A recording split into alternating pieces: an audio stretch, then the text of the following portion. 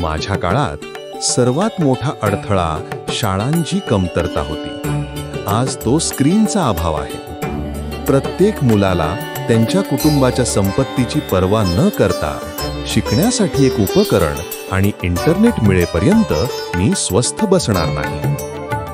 आपल्या स्थानिक भाषा लुप्त होत असलेल्या पाहून माझे हृदय दुखते. जर मी येथे असतो तर मी एक डिजिटल प्लॅटफॉर्म तयार केले असते, जिथे मुले मराठी आणि इतर स्थानिक भाषा शिकू शकतील, ज्यामुळे आपल्या वारशाचा आत्मा जपला जाईल.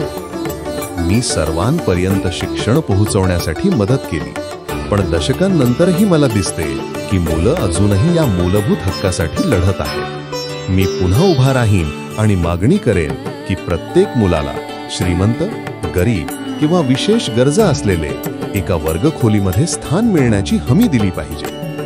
मी नेहमीच दूरदृष्टी असलेला माणूस होतो.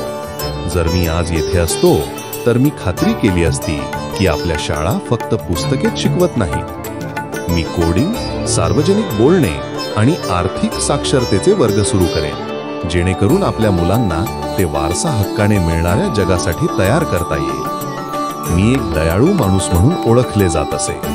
आज मी प्रत्येक विद्यार्थ्याला सांगेन की दयाळूपणा कोणत्याही गुणांपेक्षा मौल्यवान आहे. मी त्यांना दयाळू, वाटून घेणारे आणि इतरांना मदत करणारे बनण्यास शिकवेन, कारण तेच सर्वात महत्त्वाचे शिक्षण आहे.